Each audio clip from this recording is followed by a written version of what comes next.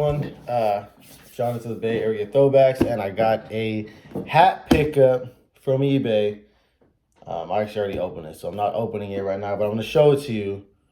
And it might seem similar to the hat on my head, but it's definitely not. So, there you go. Giants hat. You're probably saying, what's the difference? This is actually a Giants hat from a run from the 1998 to 2000 run. So, that's when this has over 20 years old. And there's definitely some differences. I don't know what language I just spoke between this hat and this hat. So this is the current, more current Giants hats. You know, you go to Lids or whatever, buy you a Giants hat. This is what you got, right? New Era. This is if you walked into a Lids or any of those stores in 1998 to 2000, what you would have ended up with, or if you got a hat from one of the players or whatever, right? So this is an older run, fits well, and I actually was able to get this hat for a whopping $18 and some change after tax and shipping, and this hat's still in good shape, right? So, as you could tell, one thing you might have caught off the bottom, it's not black. There's not the black undervisor. It is the gray undervisor that they used to have on the hats back in the day. So obviously that's what they had. Also, something different about the actual make of the hat is that the current hats that you get are made out of polyester, whereas these older run hats are actually made out of wool. As you can see, I don't know if you can see it, 100% wool right there. Obviously, it's different tagging as well. Something else different, newer hats, you got that raised Batterman logo. These hats, you don't. Flat Batterman logo doesn't come out. There you go. Also on the inside, newer hats, you got that black gut, or whatever you want to call it, this or sweatband. And the old ones have white. This one looks brown now because it's an old hat, so try to get that cleaned up. But anyways, you have the white in there. So that's a couple of differences. I'm not going to keep talking about the newer hats. I'm just going to get into this older hat, right? So I'm going to do some close-ups, kind of show you some of show you the inside of the hat. And maybe if you end up getting a older New Era hat, you can figure out if it's also a 1998 to 2000 era hat. Like I said, you got that gray undervisor. You got what should be white sweatband, which is now brownish, grayish, orangish, whatever you want to call it. This is what the whatever you call them. I don't know what you even call these things, but the inside, what it looked like back then, 5950, the nation's highest quality fitted cap. There you go. So that's what it looked like. Throughout the years, it would change up a little bit. So this is what it looked like from 1998 to 2000. And then this is the old school tagging. So this is even before my time. I started getting fitted hats in like 2001, 2002.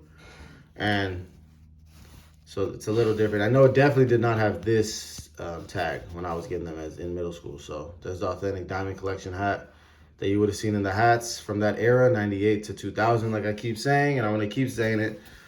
These two are pretty similar. I remember from when I was younger, the hats I would get, but just not that one. So there you go, New Era, made in USA. And there you go, 7 1/4. 5950's only cap worn on the field to play by every Major League Baseball player. 100% wool, unlike nowadays polyester wool back then, and made in the USA. Let's see the outside. There you go. Couple marks on the Batterman, but either way, you do not have a raised Batterman. You got the flat Batterman. So whenever you see someone with a hat with the flat Batterman, I mean, at least mostly it means it's an older run hat. Nowadays, they're remaking some of the hats that are supposed to look old with that, but it's kind of, I don't know. For me, it's easier to tell the difference. There you go. And then there's your SF. Older, so the orange is a little, I feel like a little more faded, but not too bad. The bill is a little sideways, but it still looks good. Something else I'll say that's different about those hats is, from what I've seen, all those hats is made in USA. Nowadays, when you get a New Era hat, it could be made in Haiti, China, Laos, USA. I'm trying to think.